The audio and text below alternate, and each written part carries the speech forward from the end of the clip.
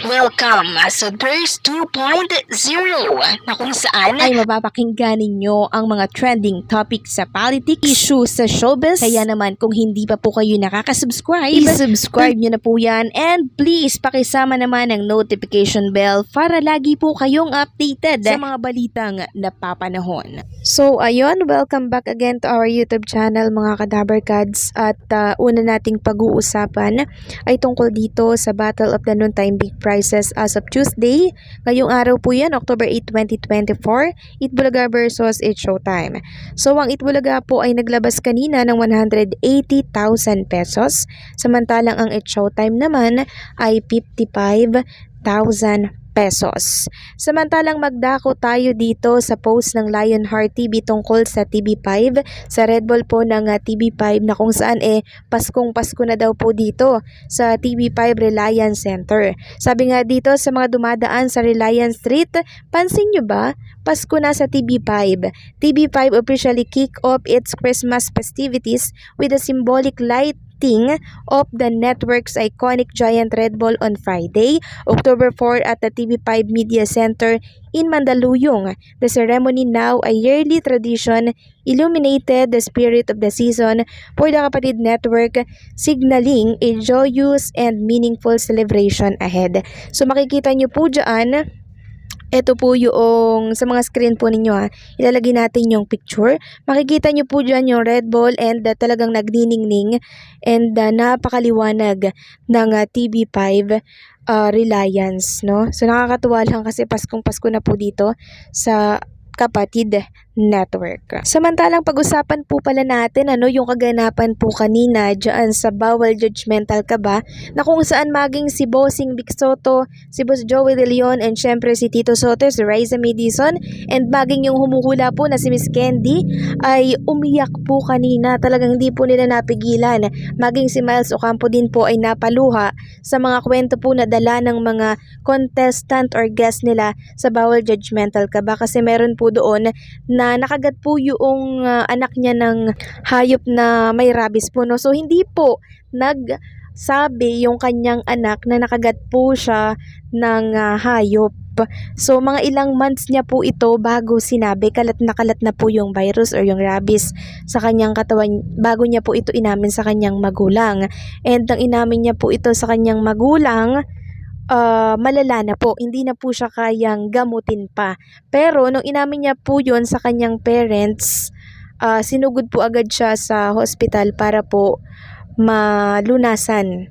Pero ang sabi nga po ng doktor ay wala na po silang magagawa kasi sobrang kalat na po yung rabies. At 24 hours na lamang ang itatagal ng kanyang anak, pero hindi po umabot sa 24 hours dahil binawian din po agad siya ng buhay. Sobrang napakasakit po nun mga Kadabarkads. Kaya naman hindi po mapigilan ng TVJ at ng mga Dabarkads yung pagtulo ng luha po nila sa Itbulaga kahit na sila po ay nakasalang sa Bawal Judgmental Ka Ba. So napakasakit po nito mga Kadabarkads. So ano po ang lesson learned natin dito sa episode ng Bawal Judgmental Ka Ba? So dapat hindi po natin tinotolerate yung mga ganitong pangyayari. Magsabi po tayo agad sa ating mga magulang or tumakbo agad tayo sa pinakamalapit na hospital para nang sa ganun ay malunasan at maagapan po kung ano man po yung nangyari po sa atin, 'di ba? Lalo na yung issue na dinalakay po dito sa Bawal Judgmental, 'di ba? Na pinatagal po bago ito masolusyonan. Pero too late na at hindi na po nakaabot. Kaya ang ending, namatay. Samantalang pag-usapan naman natin ang tungkol dito sa isang host ng TV5 na kung saan ay tinuloy niya pa rin po ang pagtakbo or ang pag-file ng COC para po sa 2025 election. So ang tinutukoy po natin ay walang iba kundi si Mr. Willie Rebillame, ang host po ng Will to Win na napapanood sa TV5. Sabi nga dito sa write-ups, Willie Rebillame confirms running for senator in 2025 elections. Matapos umano ng matagal na pagninilay-nilay at pagdarasal, nagpa siya ang Will to Win host na si Willie Rebillame na kumandidato bilang senador sa halalang idaraos sa May 12, 2025. Ganap na 1:30 ng hapon kanina, araw to ng Martes, October 8, 2024, nang magdesisyon si Willie na formal na pasukin ang mundo ng politika. Ayon po kay Mr. Willie Rebillame, I have mixed emotions. Pahayag ni Willie sa PEP, no? Habang pinipirmahan daw sa 42nd floor ng Will Tower ang kanyang Certificate of Candidacy or COC na iahain niya sa COMELEC kanina pong hapon yan. So, hindi ito alam ng mga anak ko, hindi ito alam ng mga kamag-anak ko. Ginagawa ko ito hindi para sa sarili ko, gagawin ko ito para sa mga kababayan natin na akala nila wala ng pag-asa, akala nila puro pangako lang. Tutuparin natin lahat. Ako wala na akong kailangan sa buhay. Gusto ko lang gumawa ng kabutihan sa ating mga kababayan, sa mga kapuspalad. So, Willie final decision, sabi dito halos hindi raw nakatulog ng maayos itong si Mr. Willie dahil pinag-isipan at pinag-aralan niyang mabuti ang malaking hakbang na gagawin niya sa kanyang buhay. Saad pa niya, kung ako ay pagkakalooban ng Diyos na mabigyan ng pagkakataon, huwag kayong mag-alala, wala sa isip ko, wala sa bukabularyo ko ang gumawa ng isang bagay na ikakagalit ng lahat at hindi ko kayang mang-isa ng kapwa.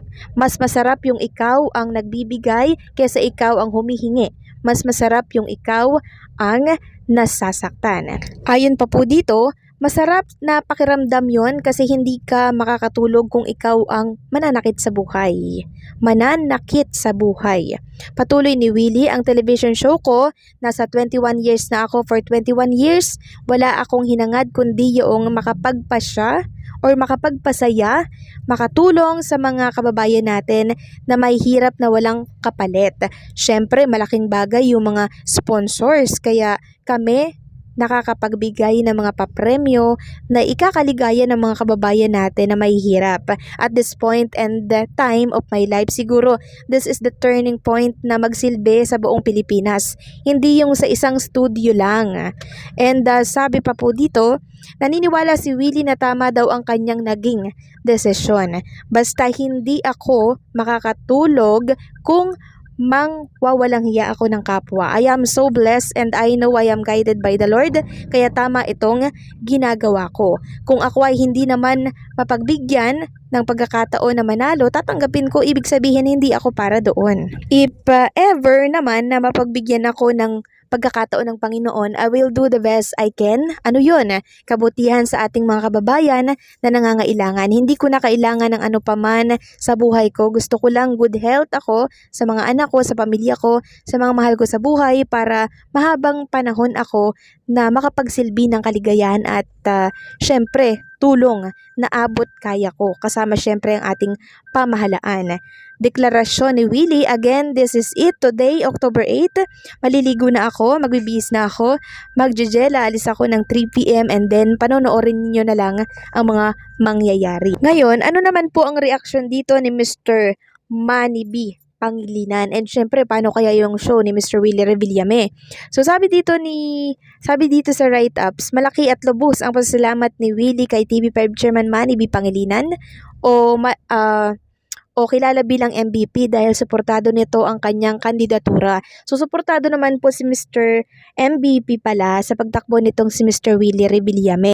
So, sa mga nagtatanong po kung paano ang programa ni Mr. Willie Rebillame dito po sa TV5, since mawawala po siya during campaign period, diba? So, hindi po siya makakapag-host dyan sa kanyang Will to Win na programa na napapanood sa TV5. So, ang possible na mangyari dyan ay maglagay sila ng isang host na may kapabilidad or may kakayahan po na gampanan yung ginagawa po ni Mr. Willie Rebillame dito sa show niya. And then, pagtapos ng campaign, pwede na pong bumalik ulit itong si Mr. Willie Rebillame.